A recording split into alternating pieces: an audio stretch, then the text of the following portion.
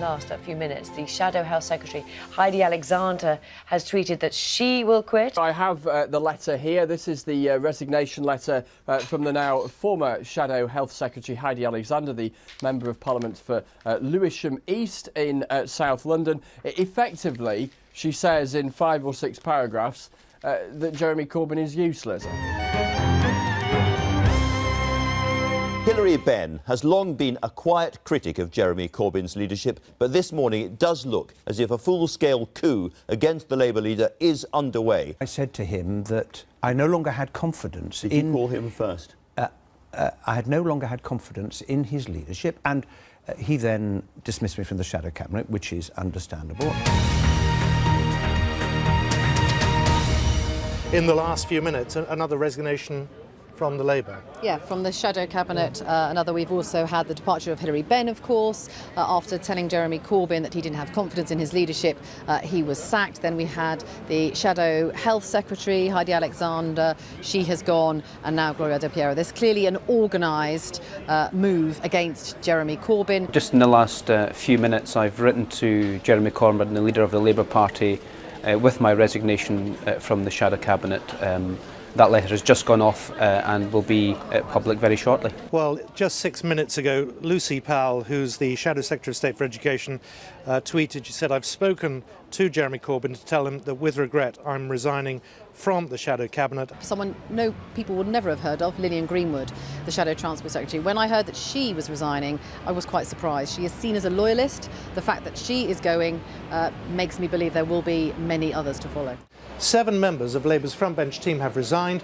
The latest are the Shadow Chief Secretary to the Treasury, Seema Malhotra. Fast moving doesn't even start to describe what's going on here. We're just hearing the last few minutes, in fact, that Vernon Coker, who's the Shadow Northern Ireland Secretary, has also resigned.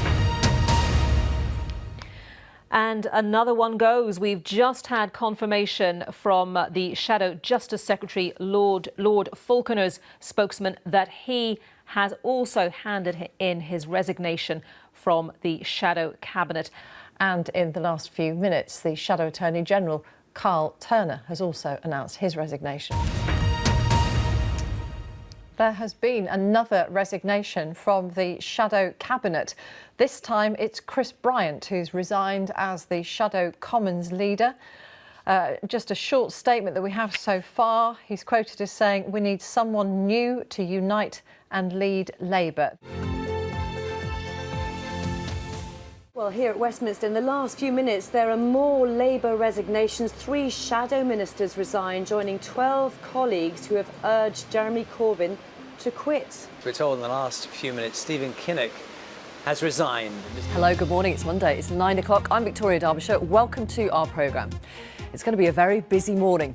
Jeremy Corbyn this morning is hunkering down. He is basically taking on all comers. In the past hour, he has replaced all those Shadow Cabinet members who resigned yesterday. This just in, another resignation for Jeremy Corbyn to deal with. This one is the Shadow Welsh Secretary, Neil Griffith.